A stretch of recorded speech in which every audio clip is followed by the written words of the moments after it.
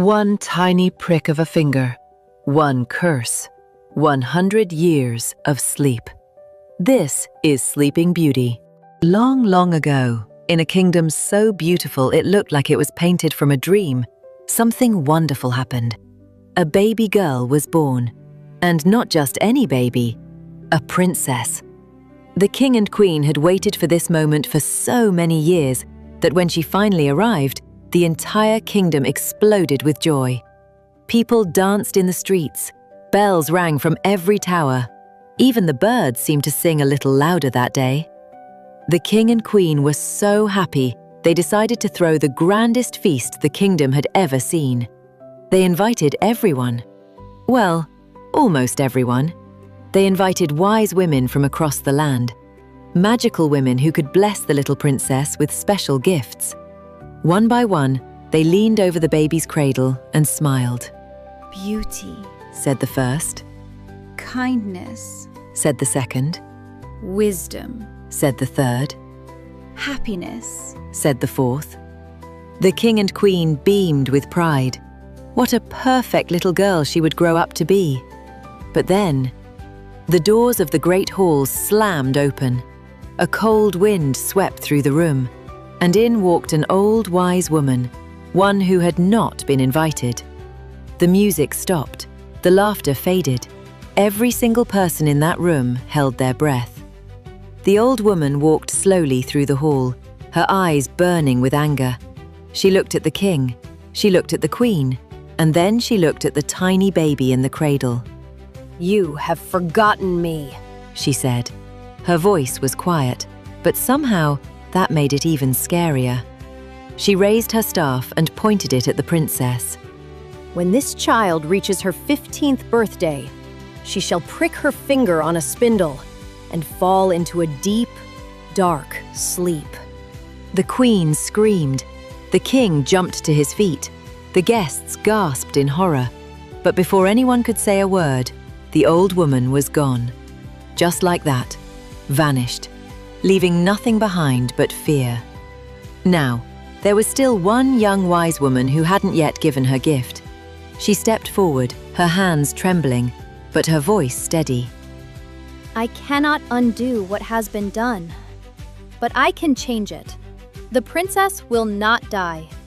Instead, she and everyone in the castle will fall into a deep sleep for 100 years.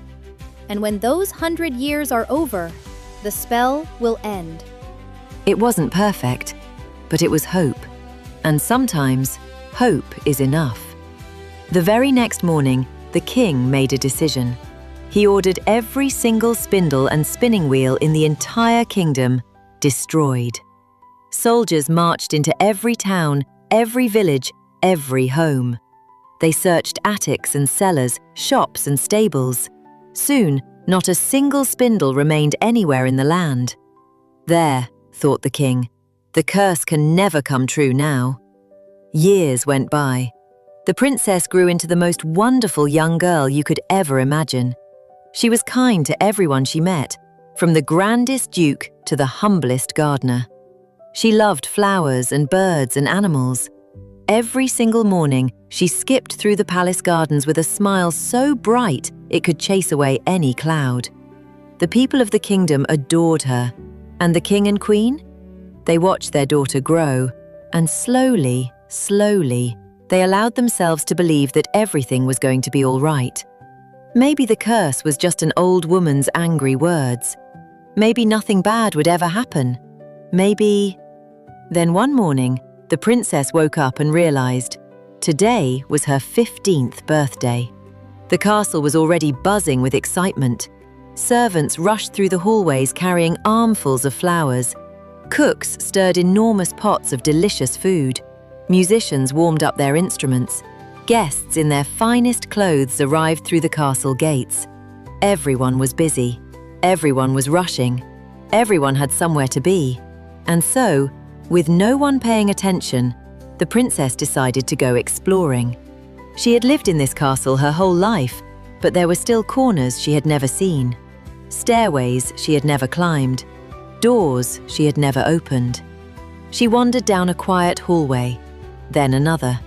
She climbed a winding staircase, round and round and round. Then she spotted it. A small door, half hidden in the shadows. Old and dusty, as if no one had opened it in years. The princess looked left. She looked right. Then she pushed it open. Behind it was a narrow staircase, leading straight up into darkness. Now, most people would have turned around. But the princess? She was curious. She climbed. Higher and higher and higher. Until at last, she reached a tiny room right at the very top of the tallest tower in the castle.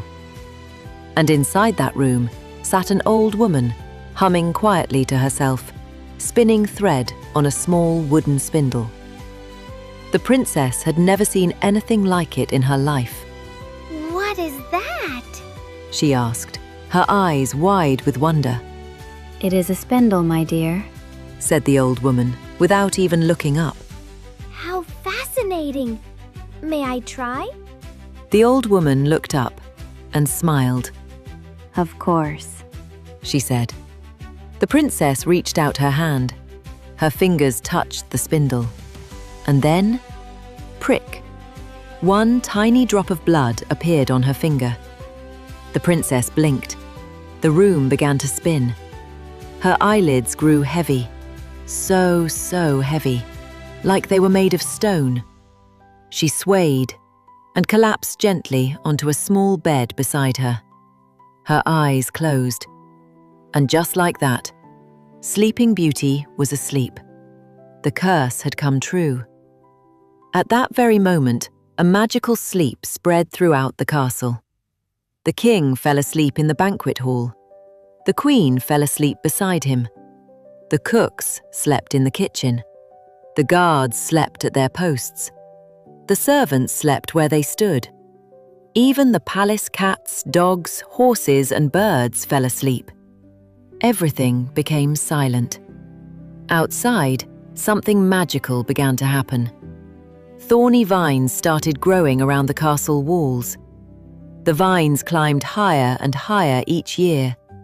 Beautiful roses bloomed among them. Soon, the castle disappeared behind a giant hedge of thorns and flowers. Years passed, then decades. The sleeping castle became a legend. People whispered stories about a beautiful princess hidden behind the roses. Grandparents whispered the story to their grandchildren. Travelers shared it around campfires. Poets wrote songs about the princess hidden behind the roses, frozen in time while the whole world moved on without her. Many brave men tried to reach the castle. Some claimed they could see the tops of the towers poking through the roses. Others swore they heard faint music drifting on the wind, the sound of a feast that had been frozen mid-song. But no one ever got through. The hedge was too thick, the thorns too sharp. It was as if the castle didn't want to be found. Not yet.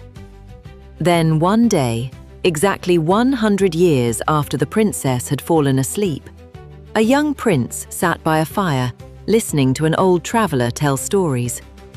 Most of the stories were ones he had heard before. But then the old traveler leaned forward, lowered his voice, and said, "Have you ever heard about the sleeping castle?" The prince sat up straight. A princess, hidden inside an enchanted castle, surrounded by a hedge of thorns so thick no man has ever broken through. They say when the 100th year ends, the spell will finally be broken. The prince stared into the fire for a long moment. Then he stood up. Where is this castle? The journey was long and hard. The prince crossed rivers, trudged through dark forests, and climbed steep hills. Everyone he met said the same thing. Turn back. It's impossible. No one has ever reached it. But the prince kept going. And one grey morning, he came over a hill, and there it was. the hedge, towering above him, thick with thorns as long as fingers. Just behind it, the tips of the castle towers poked toward the sky. He took a deep breath, and then the branches began to move. Slowly, the thorns softened. The vines drew back. A path opened up, lined with the most beautiful roses he had ever seen. The castle had been waiting for him. He walked forward. Inside, the silence was unlike anything he had ever experienced. He found the staircase. He climbed, round and round, higher and higher, until he pushed open a small door at the very top. And there she was. The princess lay on a bed surrounded by pale rose petals, golden light falling softly across her face. She looked so peaceful, as if she had simply dozed off for a moment and might wake at any second. The prince stood very still. Then gently, he leaned down and kissed her on the forehead. At once, a warm golden light filled the room. The spell was broken. The curse was over. The princess slowly opened her eyes. She looked around in surprise and saw the kind prince standing before her. Have I been asleep long? She asked.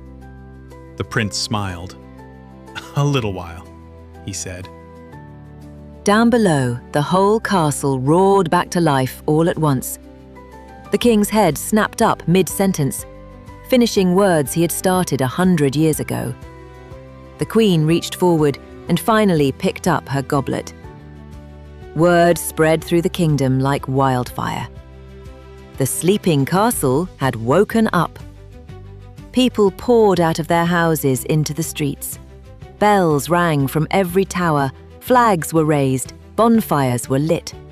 Music played from every corner. And before long, a grand wedding was announced.